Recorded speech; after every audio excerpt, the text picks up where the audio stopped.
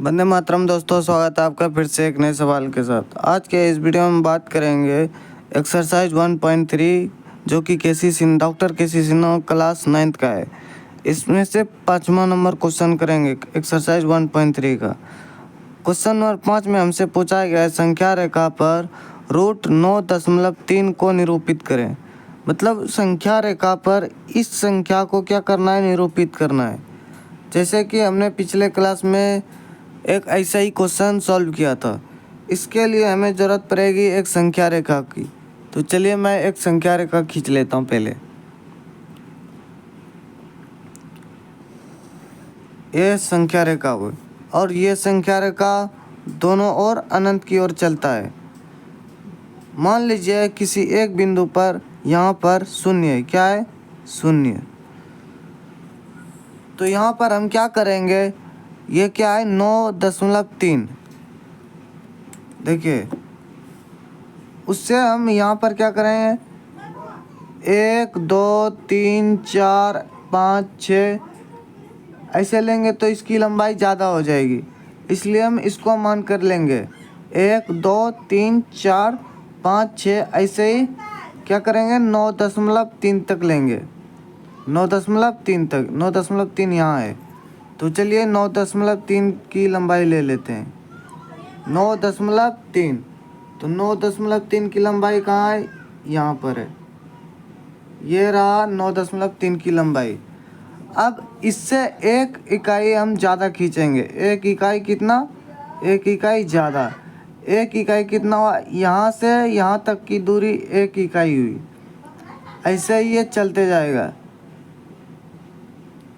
ये 9.3 आ गया।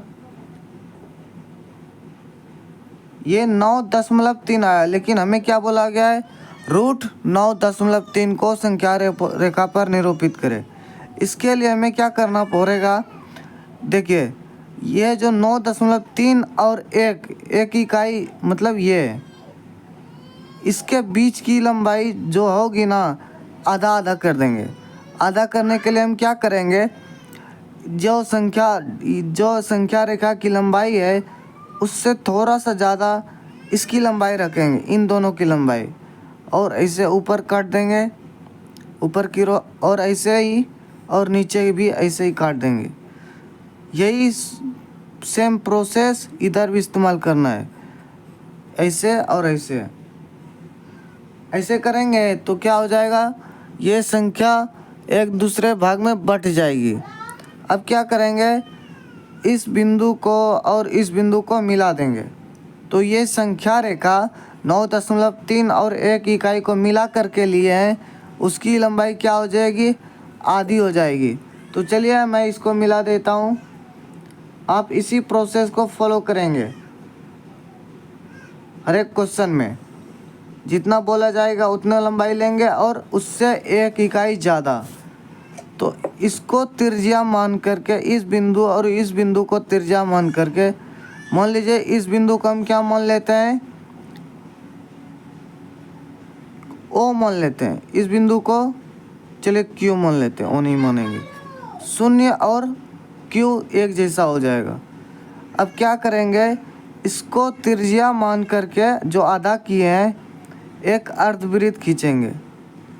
इसको त्रिज्या मान करके एक अर्धवृत्त खींचेंगे कुछ इस प्रकार से। ये हमारा क्या हो गया? अर्धवृत्त हो गया। ये हमारा अर्धवृत्त हो गया।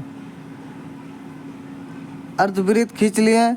अब क्या करेंगे, इस बिंदु पर एक 90 डिग्री का कोण बनाएंगे। एक 90 डिग्री का कोण बना करके लंब खींचेंगे। अगर आप 90 डिग्री से थोड़ा से भी कम करेंगे तो आपका क्वेश्चन क्या होगा? गलत हो जाएगा।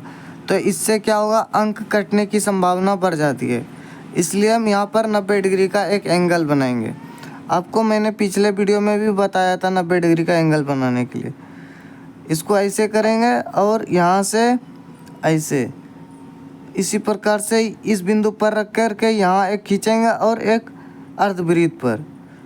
सेम प्रोसेस उल्टी तरफ से करेंगे और बिंदु ऊपर वाले बिंदु पर कट कर देंगे।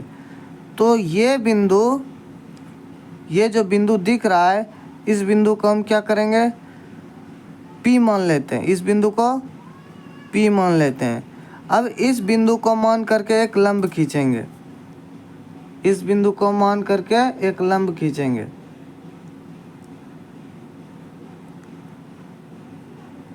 इस बिंदु को मान करके मैंने एक लंब खींच दिया। अब क्या करना है, इस बिंदु को हम जहाँ पर बड़ी वाली अर्धवृत्त को टच करती है उस बिंदु पर हम एक नाम देंगे, बिंदु D। अब क्या करना है, ये जो हमने लंब खींचा हुआ है बिंदु P पर, इसी लंब की त्रिज्या मान करके एक संख्या रेखा पर डैश के रूप में, एक संख्या रेखा पर क्या करेंगे, अर्धवृत्त बनाएंगे डैश के रूप में। ऐसे ही ऐसे करके क्या करेंगे, संख्या रेखा की तरफ देखो ऐसे खींचेंगे तो ये क्या हो जाएगा, संख्या रेखा पर जहाँ पर टच हो रहा है वो क्या हो जाएगा, √9.3 हो जाएगा। क्या हो जाएगा, √9.3, √9.3। और इस बिंदु को हम क्या एक नाम देंगे, A। तो हम लिखेंगे अतः, क्या लिखेंगे, अतः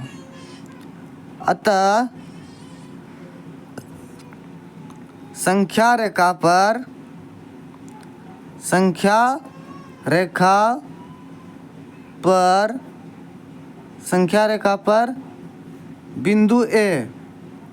बिंदु A क्या कर रहा है, बिंदु A √9.3 को प्रदर्शित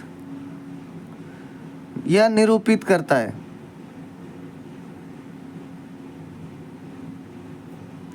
चलिए मैं निरूपित लिख देता हूँ, निरूपित करता है। ये हमारा क्या हो गया, आंसर हो गया। तो चलिए मिलते हैं एक नए सवाल के साथ एक नए वीडियो में।